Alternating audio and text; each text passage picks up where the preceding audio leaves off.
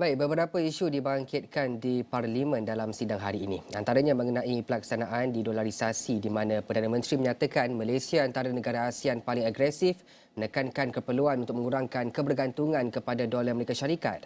Selain itu turut dibangkitkan ialah isu pengapungan harga telur dan ayam. Datuk Seri Anwar Ibrahim juga di sidang Dewan Rakyat hari ini ada menjawab mengenai syur menyalurkan subsidi menggunakan pindahan tunai. Untuk bincang lanjut, perkembangan laporan sidang Dewan Rakyat terus bersama rakan setugas Hasimi Muhammad. Silakan Hasimi. Baik, terima kasih Fahmi di Bukit Jalil. Seperti mana Fahmi katakan, itu antara tumpuan untuk sidang pagi ini. Beberapa perkara telah pun dijawab oleh Perdana Menteri Datuk Seri Anwar Ibrahim dalam sesi pertanyaan menteri pada sebelah pagi tadi.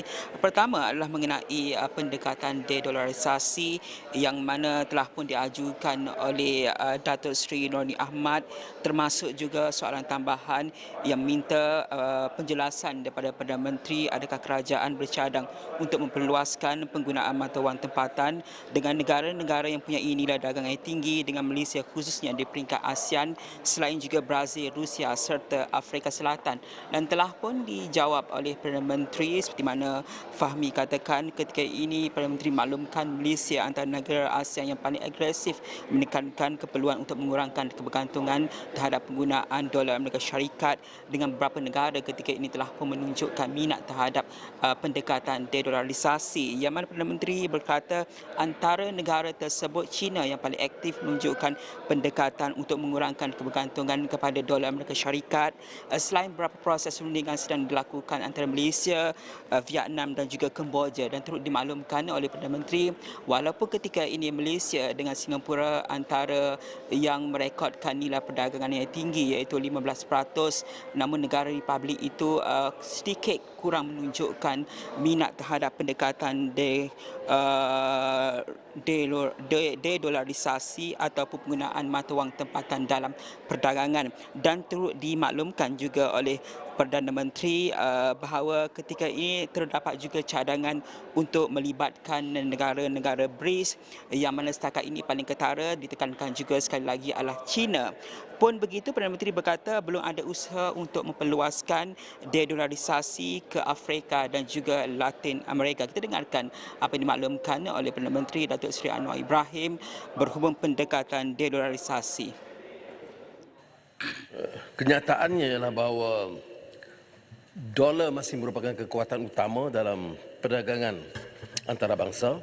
Negara memilih untuk menggunakan dolar. Malah kita baru saja dapat meterai perjanjian di ASEAN tahun ini supaya negara-negara lain seperti Vietnam, Kemboja saya sebut akan bersama.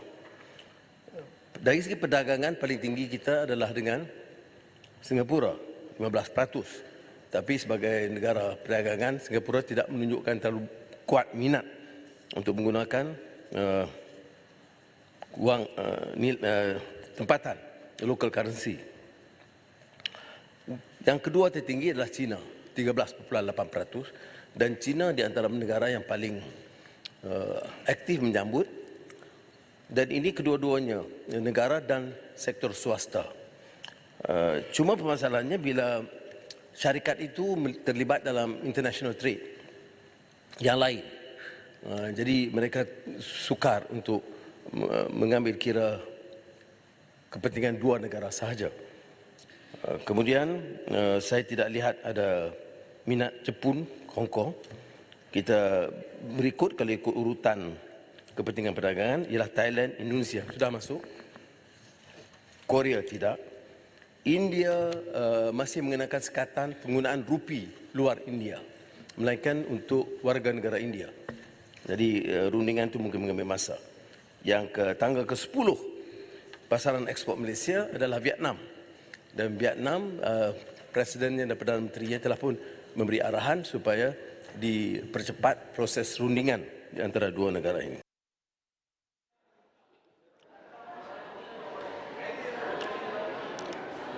Dan selain usaha untuk memperkukuhkan ataupun meluaskan penggunaan mata wang ringgit dalam dolarisasi ini juga timbul cadangan mengenai penggunaan mata wang dinar yang mana telah pun dijawab oleh Perdana Menteri Datuk Seri Anwar Ibrahim dan Dewan Rakyat sebentar tadi bahawa cadangan untuk menggunakan wang dinar dalam perdagangan juga satu cadangan yang baik dan ia tidak akan merugikan negara. Dan kita beralih kepada perkembangan seterusnya iaitu mengenai kos sara hidup yang mana termasuk juga usaha telah pun dilaksanakan oleh kerajaan melibatkan pengampungan harga telur dan ayam yang dah diumumkan oleh Perdana Menteri dalam Belanjawan 2024 pada Jumaat lalu dan ditekankan sekali lagi oleh Datuk Seri Anwar Ibrahim yang juga Menteri Kewangan bahawa inisiatif atau pendekatan ini merupakan satu tindakan yang tepat ketika ini dan mutamat.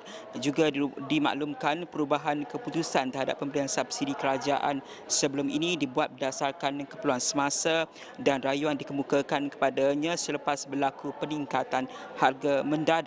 Dan ditekankan juga sekali lagi bahawa tidak wajar Datuk Seri Anwar Ibrahim memaklumkan subsidi itu dinikmati atau dirasai oleh lebih 3 juta warga asing dan juga golongan mahakaya.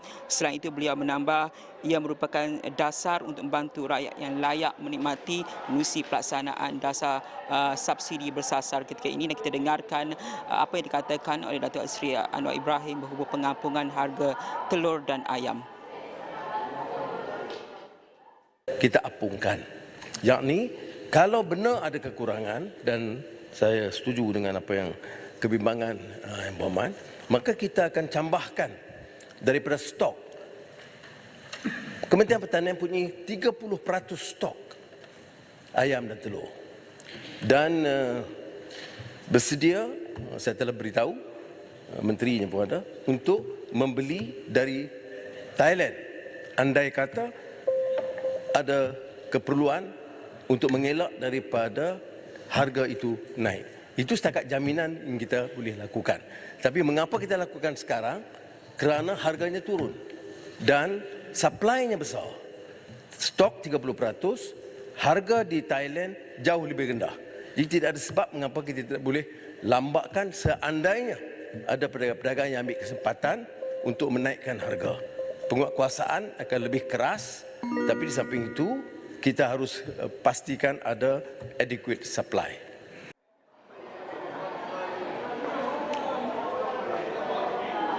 Dan sejak semalam berlaku pembahasan Belanjawan 2024 wujud cadangan daripada beberapa ahli parlimen termasuk mencadangkan kepada kerajaan agar pemberian subsidi kepada rakyat melalui pemindahan tunai. Dan hari ini juga dikemukakan sekali lagi oleh ahli parlimen Paya Besar Datuk Muhammad Sahar Abdullah berhubung cadangan tersebut dan ini respon diberikan oleh Datuk Seri Anwar Ibrahim mengenai cadangan pemberian subsidi secara tunai kepada rakyat.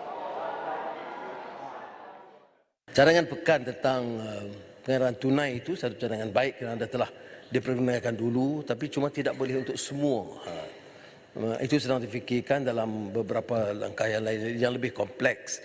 Tetapi dalam kes ayam dan telur ini tidak perlu begitu kerana harganya sudah menurun.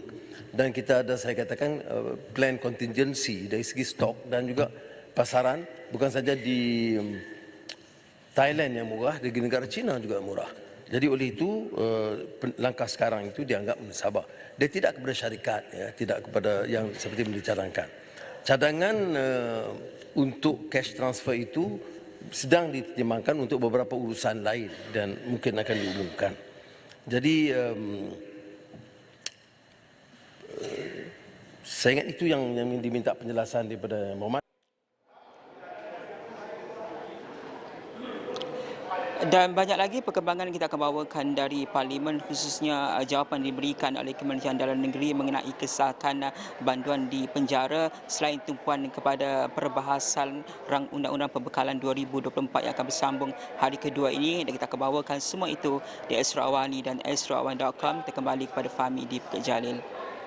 Baik, terima kasih Simi Muhammad rakan tugas yang bawakan perkembangan langsung dari Parlimen dan pastinya perkembangan berkenaan dengan Parlimen akan bawakan dari semasa ke semasa.